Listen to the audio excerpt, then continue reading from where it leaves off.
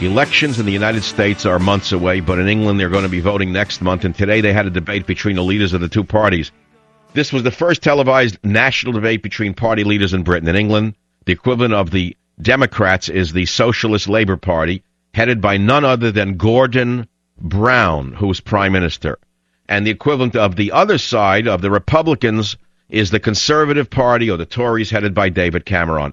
Now, just a few months ago, the Tories were up by 20% over Gordon Brown and his Socialist Labour losers. But today, the polls show that they lead by only a couple of percentage points. How did this happen? How did Gordon Brown, who was discredited by scandal after scandal, by his far-left politics, and by his banning of Michael Savage from the UK, how did this socialist Labourite manage to draw even in the polls with the so-called Tory conservatives? Why? Because conservative leader David Cameron, just like his Republican check-pants counterparts in the United States, has moved as quickly as he can to the left. He took a page out of Obama's playbook and he promised Britons the following. You're not going to believe this. Change they can believe in. He fully supports Britain's socialist national health care system, and worst of all, here it comes. This is not exclusive to the show, but I don't think you heard it yet today. The Tories, the conservatives, went ahead and they hired Anita Dunn, Obama's former communications director, the woman who claimed that one of her heroes was Chinese communist leader Mao Zedong, hired by the conservatives in England. Play the Mao Zedong quote, if you can dig that up, to give you a flavor. And then the third lesson and tip actually come from two of my favorite political philosophers, Mao Zedong and Mother Teresa, not often coupled with each other. Okay, she was fired for this. But it didn't stop the Tories in England from hiring her. The Death of the West by Spengler was a brilliant book. You should have read it a long time ago. But nevertheless, British voters can see that the British Conservative Party, just like the Republican Party, really has no will to be really conservative. They have gone from Churchill to no will in one generation, and so the few real conservatives left in England are opting not to support the party.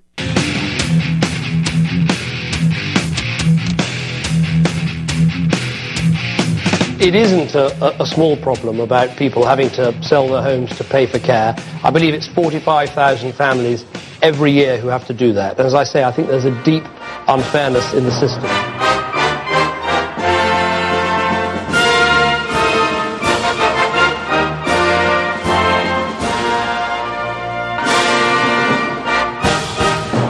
If you can believe this, I'm about to divulge to you, you're going to find this hard to believe, actually.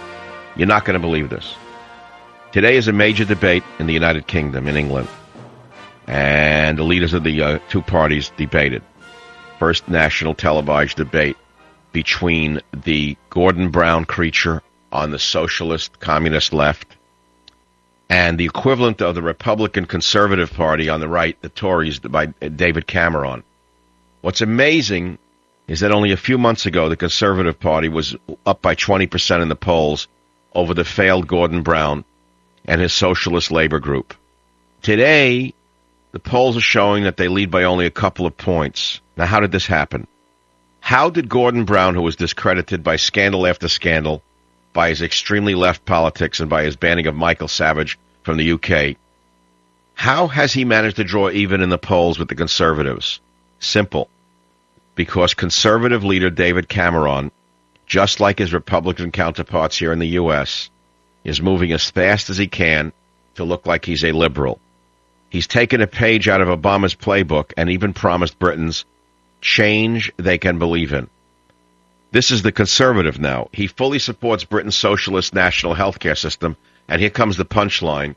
Today we learn, worst of all, the conservative Tory party has hired Anita Dunn, Obama's former communications director. This is the same woman who claimed that one of her heroes was communist Chinese leader Chairman Mao Zedong, who killed 60 million Chinese people. British voters can see that the British Conservative Party, just like the Republican Party, has no will to be truly conservative. They've gone from Churchill to no will in one generation. And so the few real conservatives left in England are opting not to support their party. They're not even coming out to vote. It's exactly what's happened in the United States.